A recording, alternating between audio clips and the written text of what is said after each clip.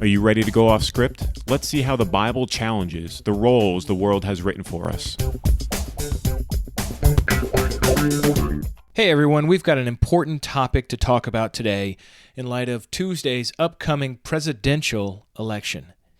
Normally we put out this podcast on Sundays, but I thought I would release this one a little early, today being Friday, because it's likely that this weekend many American Christians will be talking politics with family and friends, as well as jumping on their social networks to advocate for their perspectives as we come down to the wire between Hillary Clinton and Donald Trump. I have a serious concern about how we as Christians portray ourselves in such conversations. As pretty much everyone agrees, in this election cycle, American political discourse has sunk to a new low. Rather than presenting facts and offering persuasive arguments based on policies, we've seen a whole slew of false claims and personal attacks. The exchanges between Donald Trump and Hillary Clinton have been so caustic and shameful that when I discovered my 10-year-old was watching one of the presidential debates with his mom, instead of being excited for his political engagement or his curiosity about how adults make decisions in the big world, I immediately ushered him out of the room, muttering that such language and behavior that he was witnessing was inappropriate for him to see. You see, he had weaseled his way in to watch it on the excuse that he couldn't sleep. What does it say about the way politics works itself out on national TV that I, as a parent, felt horrified that my son was exposed to such bickering and animosity among those who are vying for the highest and noblest governmental office in the land? I could deal with all of this, though. But what I can't handle is the fact that we as Christians don't seem to carry ourselves any differently than our worldly counterparts. Social media channels and email boxes overflow with vitriol and exaggeration as each side shouts ever louder, trying to drown out the sound of the other. In this episode of Off Script, we offer some suggestions on how to think and behave when engaging in political discourse as Christians. We begin by discussing an episode of This American Life, Ira Glass's podcast, called Seriously?, in which he addressed how misinformation and lies dominate political conversations. If you're interested in hearing what it is we're talking about, listen to the first 20 minutes of that podcast to hear the part we discuss. Also, we bring up Justin Brierley's podcast, Unbelievable, in particular the episode called Should Christians Vote for Trump?, where Republican John Zmirak and Democrat Christina Reese discuss what Christians should do. For Zmirak's dead moose comment, you'll know what I mean soon enough. Skip to 18 minutes in if you want to hear the context surrounding that statement.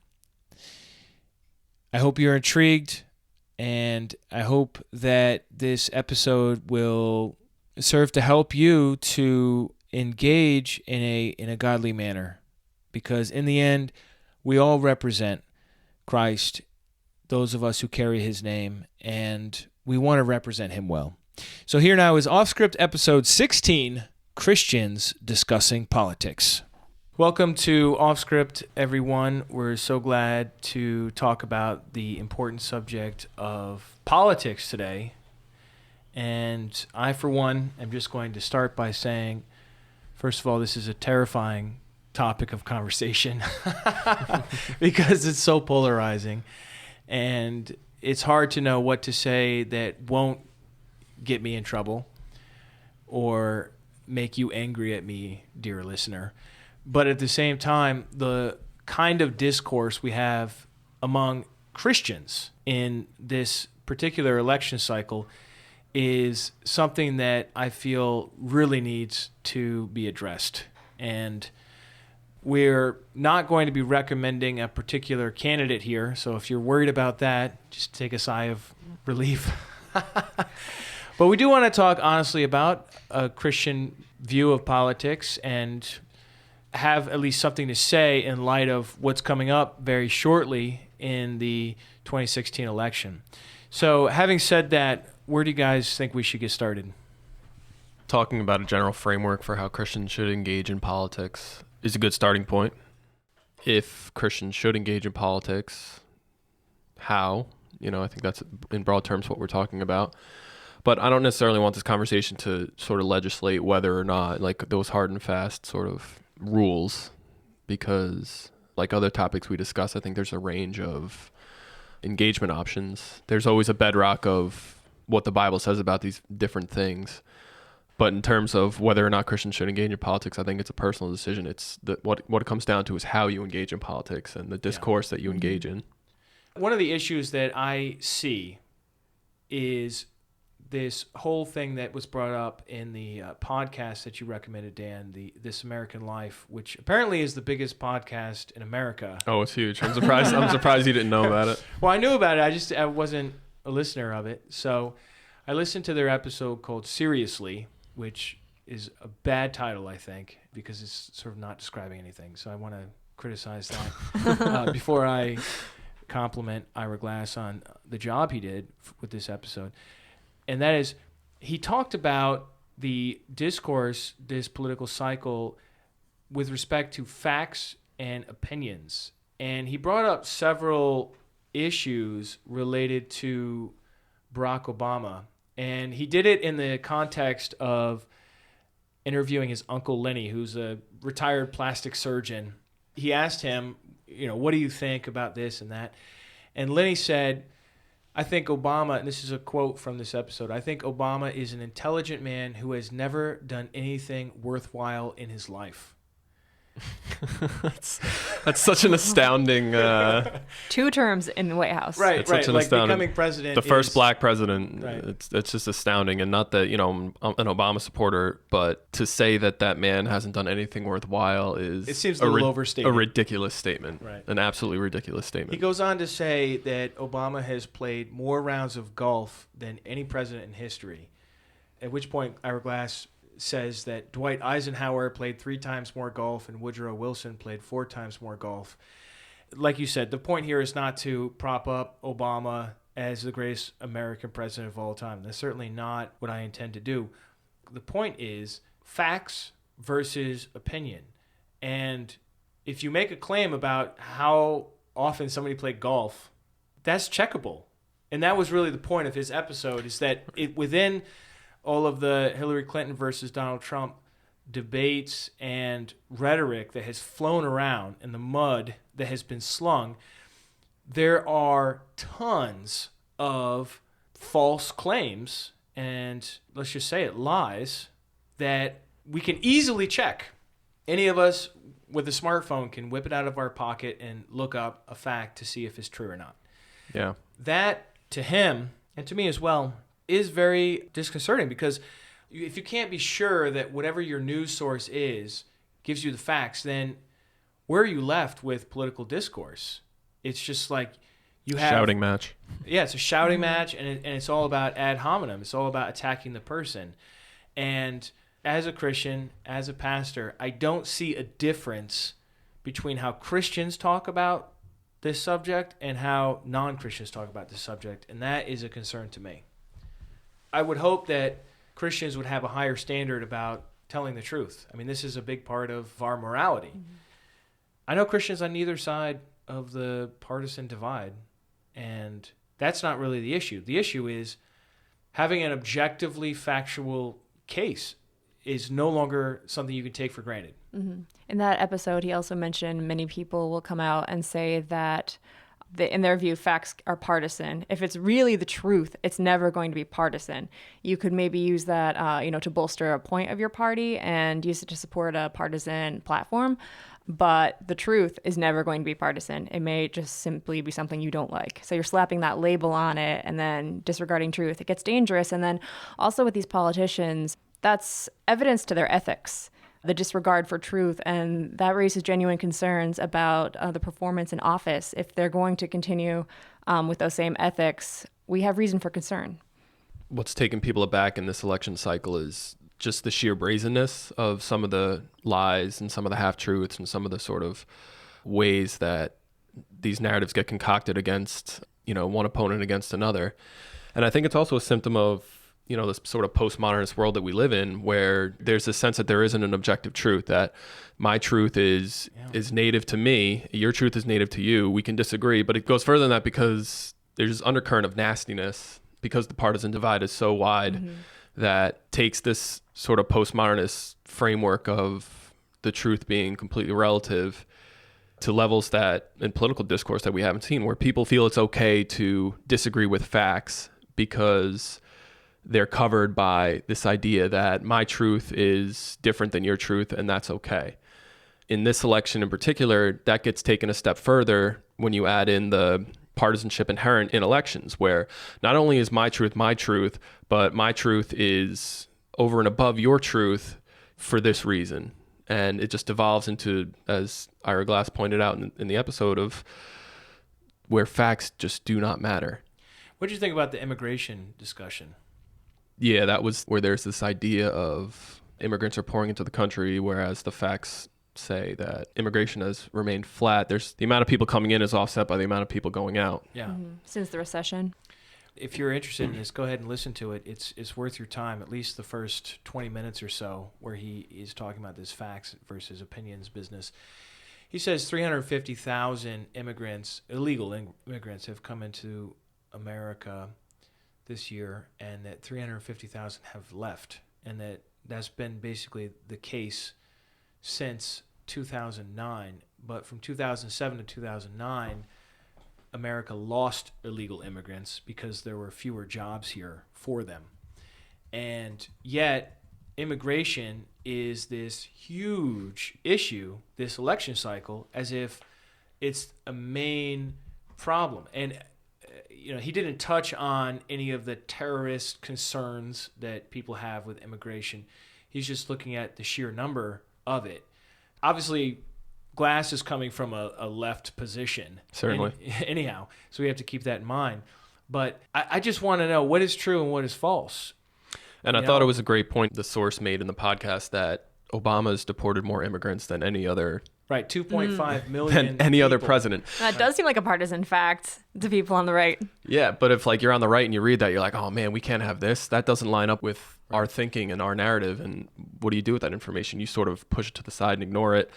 Oh, well, that may be true, but Obama played more rounds of golf than... Yeah, he's a Muslim, or he plays more rounds of golf. And yeah, and it's just, it ricochets from one sort of crazy idea to another. He wasn't born here. That's the problem. He wasn't born here. And so it's here's my issue.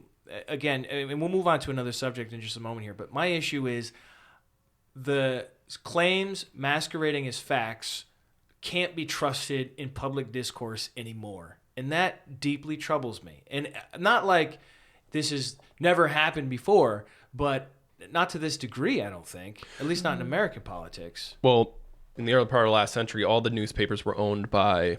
there were all these sort of... Robber barons? Yeah, robber barons who slanted their papers significantly. But you knew where their slant was coming from when you were reading this.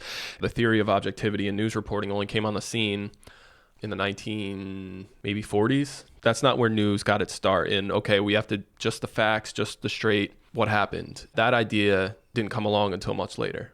It's so interesting because you would think that all this technology and all this information we have at our fingertips would lead to greater accountability and therefore greater veracity in politics. But right now, we're not seeing that at all. We're seeing bold-faced lies, despite the fact that they know we can fact-check them in 20 seconds. Right. Let's move on to the next issue, which I thought you brought up well, Dan, when you said the nastiness. There is a level of nastiness on both sides of certainly the candidates, but also the supporters. And I'm not here to judge how non-Christians carry on in this land. I mean, it's just so far out of my purview, it's not even funny.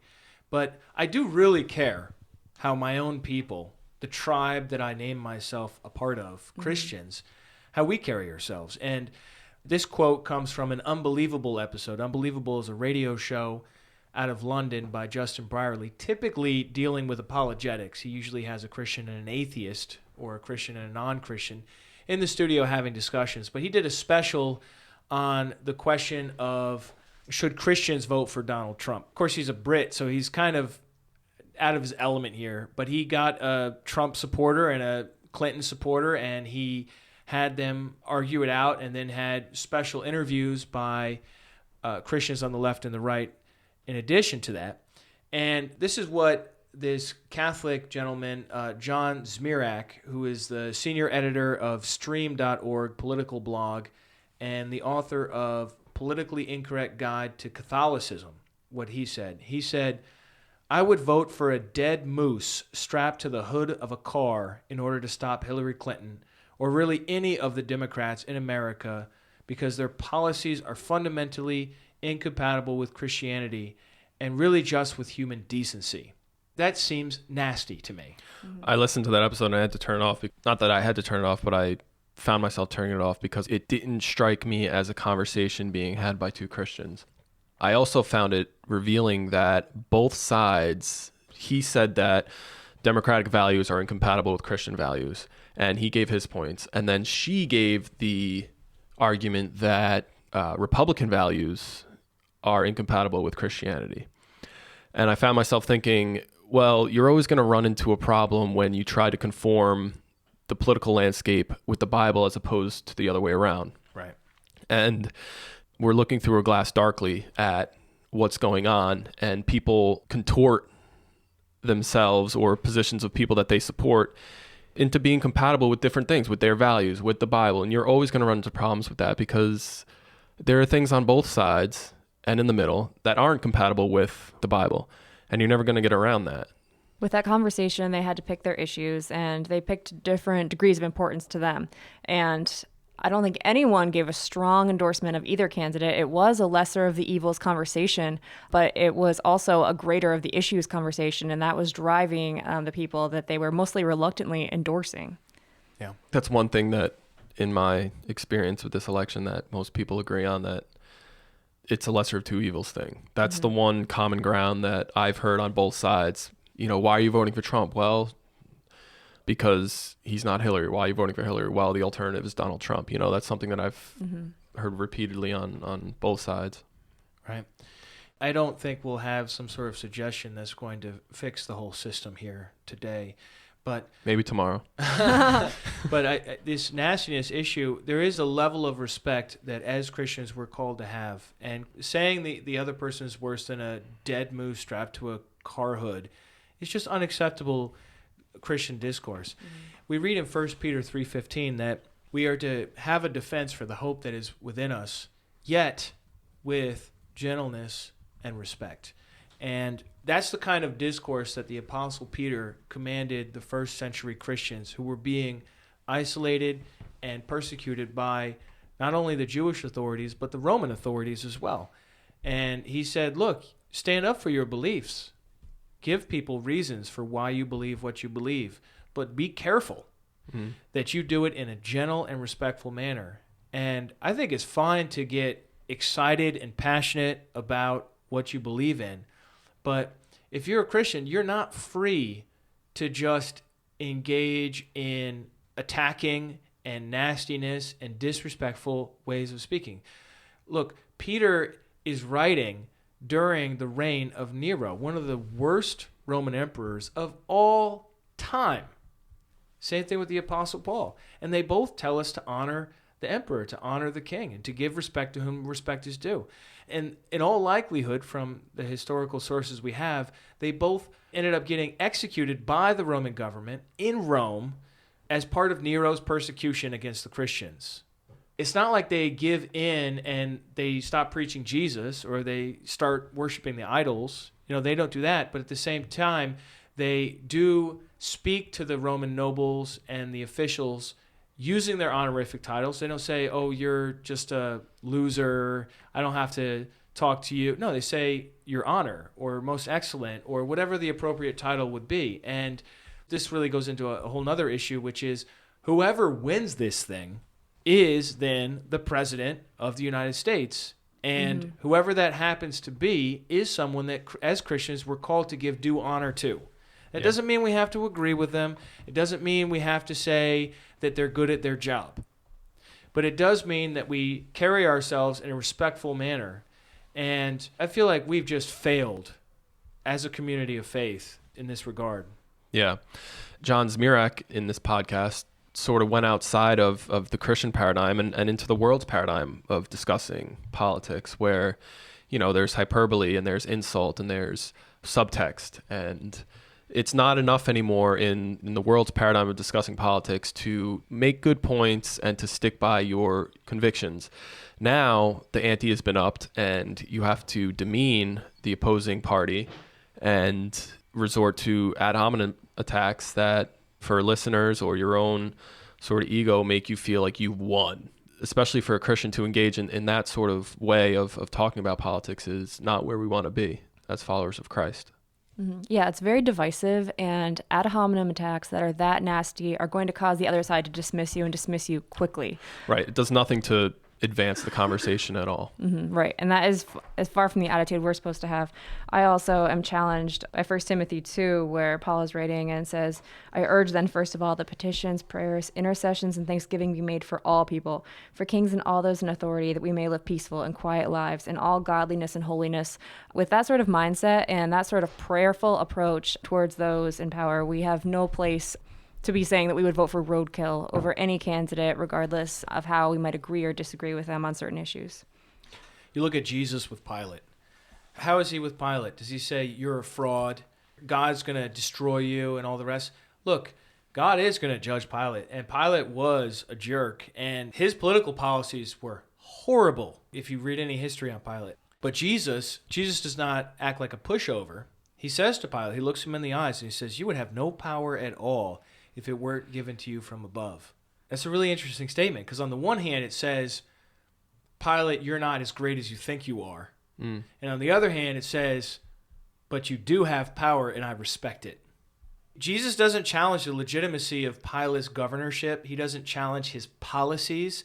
What he does is he treats him with respect, but also doesn't just submit to whatever Pilate has to say. I mean, he sticks to his claim as the Messiah and everything else. Now, people will say, well, hold on a second, Sean. That was a special case. Jesus had to die for our sins, so that's not an example for us. But then in 1 Peter we read, chapter 2, verse 21, for to this you have been called, because Christ also suffered for you, leaving you an example so that you might follow in his steps. He committed no sin, neither was deceit found in his mouth. When he was reviled, he did not revile in return. When he suffered, he did not threaten, but kept entrusting himself to him who judges justly. When we look at Jesus on the cross, or we look at Jesus in his trials, what we see here is not just a one-off, not just someone who is in a special circumstance. Obviously, he's in a special circumstance. You're never going to die for the sins of the world. Jesus already did that. But in light of how he handled himself, he is our example to follow in his steps. And the Apostle Paul follows in his steps in all the different trials that he gets into in the book of Acts. Mm-hmm. And so we see it not just with Jesus, Paul, and Peter, but with other Christians in the 2nd century, in the 3rd century, in the 4th century, until Christianity gets into power and moves from the persecuted to the persecutor. And that might be beyond the scope of this conversation. But my point is, I don't think we can take the Bible as our guide to life in every other area of life. But then when it comes to talking politics on Facebook or down at the water cooler or with your friends, suddenly now the Bible's irrelevant because that pertain to a different kind of government. Look, that is a different government, but it's a worse government. And if they treated him in such a respectful way there, then how much more so should we watch how we speak? Mm-hmm. You can still make your points. You can still say what you want to say. If you think Donald Trump's immigration policy is bad, you can still say that. If you think Hillary Clinton's abortion policy is bad, you can still say that. You just don't have to call him a dead moose.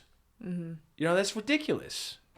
And I also think in engaging in a Christian way of talking about politics, you kind of set yourself apart because there is all this rhetoric. And if you can be mature about discussing these things and make your points and listen to people and just have a normal conversation about the election without resorting to these You're asking a lot. I know, without resorting to these crazy sort of leaps of logic, ignoring facts and attacking people and just all the general nastiness. I think people would look at that and be like, wow, that was a refreshing conversation about the election because we're still friends and I don't think that guy's a jerk.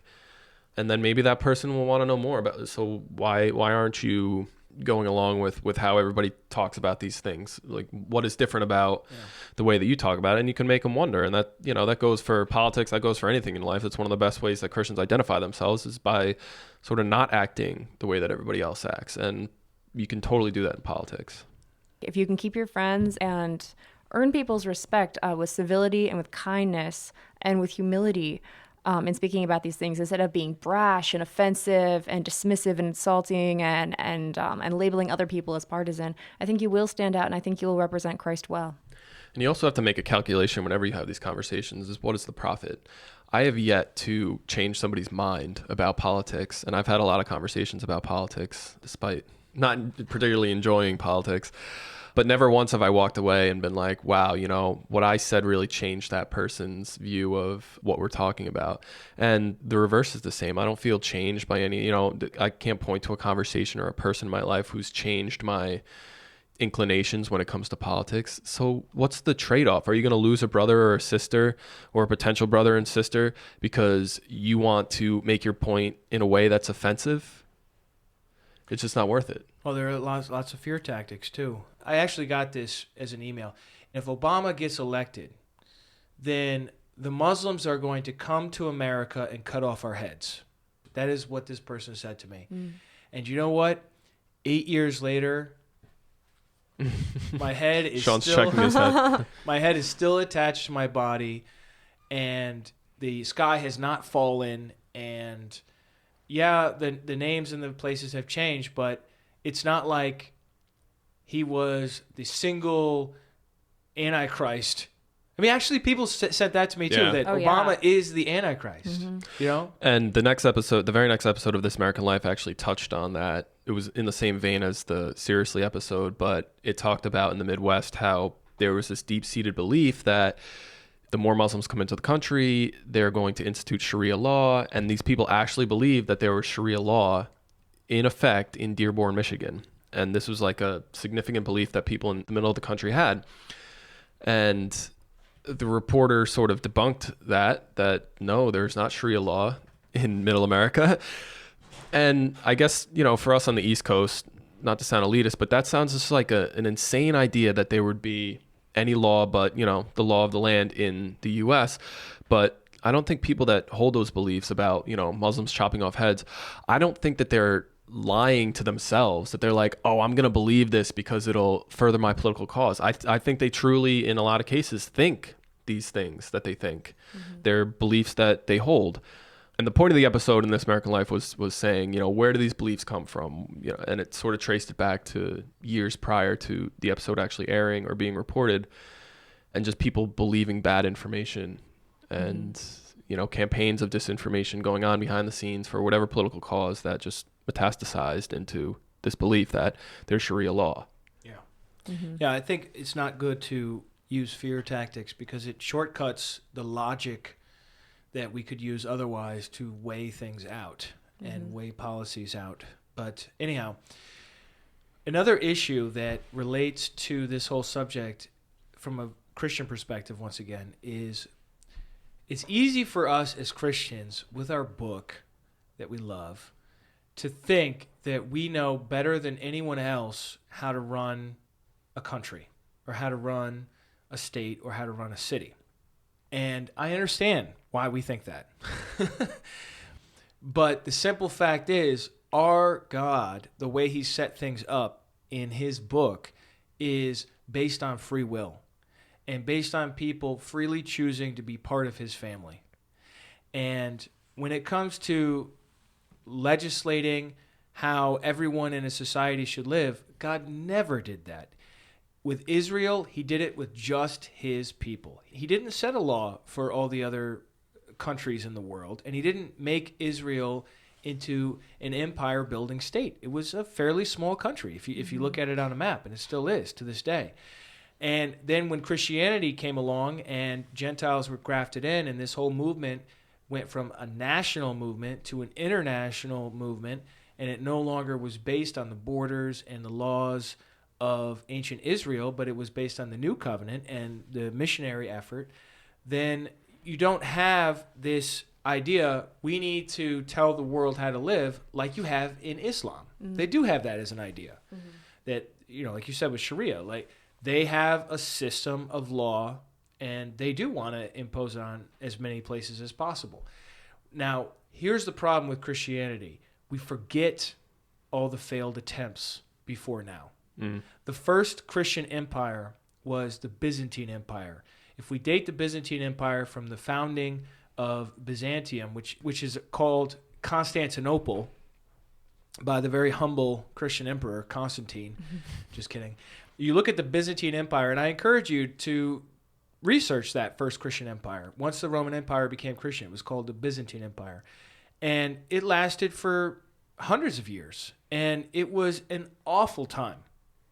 We did not have great wisdom in running a kingdom of this world more than any other empire before or after us. And I encourage you to listen to, if you want a podcast on this was one of the most famous early podcasts ever, was The 12 Byzantine Rulers by Lars Brownworth. Excellent podcast. And he's not a Christian at all, but I don't know if he's a Christian, but he's not approaching it from a Christian perspective. He's just doing it from a historic, and he likes the Byzantine rulers. And still, you hear all this dysfunction. And a lot of it's caused by Christians fighting with Christians. And then what do we have in the Middle Ages? Well, a lot of people like to call the Middle Ages not the light ages, but the dark ages. And that's when Christians were in power in the West. The right? Crusades. And you had the Crusades. You had the Inquisitions. At the end of the Dark Ages, the Middle Ages, what do you have? The Protestant Reformation. After the Protestant Reformation gets started, we have what's called the 30 Years' War, where Protestants and Catholics killed each other so savagely and for such a long time that people were exhausted with the idea of religion at all. And you have the first atheists in droves coming into Europe because of Christians treating other Christians a certain way and carving up. Now, obviously, there were political concerns throughout all of this, and a lot of times religion gets co-opted by the state to convince people to go along with it. I'm not trying to be naive here, but I am saying that every time we've gotten in power as Christians, or at least many times we've gotten in power as Christians, it has not produced a utopia. It hasn't. I mean, when was America most Christian? When it had slaves and it was killing the natives. That's when America was the most Christian. When 99.999 whatever percent of people living in this land were Christians, we had the brutality of slavery and the massacre of the Native Americans. So I think we need to take a little lesson from the past and be a little more humble and say, look, our God and our scriptures don't give us an inside tract on how to run a kingdom of this world any better than anyone else. We know what God says is right and what God says is wrong, but when people aren't in a free will covenant with God, forcing them or making laws and all this, we're not any better at it than anyone else. I know that sounds shocking to some of you, and I'll probably get feedback on that I don't know, that I'm apolitical or whatever. Whatever. Bring it. My point is that if you look at it historically, we don't have a good track record. We have the Salem witch trials. Where did that come from? Christians in power making laws and carrying it out and persecuting people. You look at Europe. Europe practically killed Christianity by Christianity being in power. How did that work? I love the pluralist state. I love it that we have in America, where it says you don't have to be an Episcopalian to be in government. They could have done it that way. They could have said you had to be a Puritan in order to be in the government. I mean, there were all these wars in England over this very issue. Oliver Cromwell, all this. In fact, the reason why people came to this land from Europe is because they were tired of the fighting there, and they're like, well, let's just start a new country. Well, maybe not start a new country, but let's find a new place where we can live, where we can run things our way. So, I don't know, I think we need to be a little humble here and stop saying, take America back for God and all this kind of thing. You know what we need to take back for God? We need to take the church back for God. We need a revival in the church where the church stands up. We need to be the church. We need to be the body of Christ. We need to reach out and love our neighbors as ourselves, because that's what we stink at. We get so focused on telling non-Christians what laws should govern their lives that we forget the fact that we're supposed to testify to a reality that is supposed to be beautiful and attractive, and we've become ugly. Mm-hmm. So I'm preaching over here, but so well said, Sean. And it's good to look, certainly very good to look at history, and there's a lot of sobering examples that we have. Also, though, it is very critical that we protect the purity and the integrity of our church and of our Christianity. And I think when you have something as often as corrupt as government, why would you want to open yourself up to that vulnerability to roll the two into one again and again? The corruption has come and taken over and has defiled what should have been a pure, spotless bride, the Church of Christ. But when you open it up to government, which is so inherently corrupt because of the nature of man, it's like a disease that comes over. It's like gangrene spreading. Why would you want to open yourself up to that? Well, that's all we have time for today. Well, as always, thank you for listening. We certainly appreciate feedback, and I think this episode might garner more than usual. Hopefully. Discourse is good. But as we said in the podcast, let's keep it respectful. We're all brothers and sisters. Mm-hmm. And on November 8th, it'll be a moot point for at least another couple months before the 2020 cycle starts up. Yeah. And I don't know if I already said this or not. I definitely don't know everything. I get it wrong sometimes. So please, and I'm sure you guys also feel that way. So please feel free to engage and correct us. If you have a legitimate case to make and you have some facts to point them out. I want to be open. I want to be humble enough to hear what you have to say. Thank you so much. Yeah, again, please feel free to leave comments. Feel free to join the discussion. Do it respectfully, please. Do it humbly. Represent Christ. We love you guys. Arrivederci. Use that one. There's nothing else I can't. She's used all the languages in the world. What about Pig Latin? Yay, yeah. No. Before I end this episode, I just wanted to read out some feedback that we've been receiving. First up, we got another review in iTunes. Yay! This is really the best way, or at least that's what I've heard. This is really the best way, other than maybe sharing episodes on social media, to help get the word out about this podcast. So I just wanted to say thank you, SJG_77, whoever you are, for writing this. Restitutio is an excellent podcast that explores what it means to believe in and live out authentic Christianity. With the insight of a gifted theologian, Sean Finnegan tackles a diverse range of topics, including the historical origins of Christianity, the nuts and bolts of Christian apologetics, and the challenge of following Christ in today's culture. He also boldly examines traditional church doctrine in light of Scripture to discern the authentic Christian faith of the first century church. Sean and his frequent panelists, Dan and Rose, create the relaxed atmosphere of a discussion among friends as they bring razor-sharp biblical wisdom to bear on the issue at hand. This show is well worth your time. Well, thank you so much, SJG_77, for those glowing and kind words. I really appreciate you taking the time to navigate iTunes and get that in there.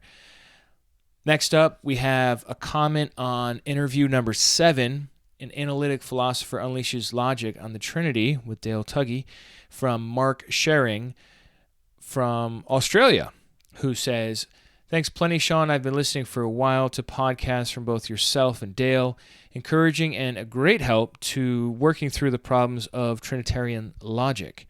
Spiritually refreshing to move away from the inconsistencies of Trinitarianism to a view with greater consistency both internally and with the scriptural witness. I have learned much."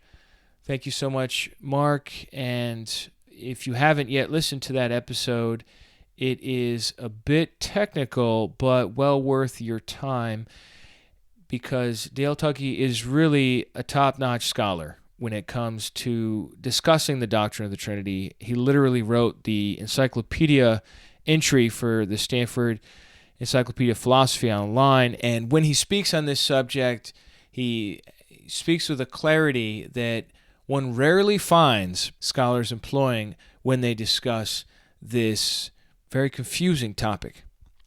Thanks so much, Mark. I'm glad to hear the podcast is down under. I would attempt an Australian accent, but whenever I try an Australian accent, it sounds British.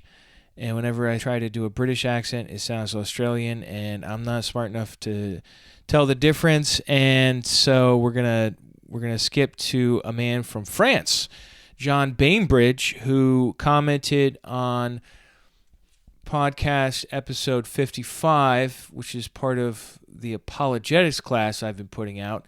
It's actually part 6 of the apologetics class, The Historical Jesus.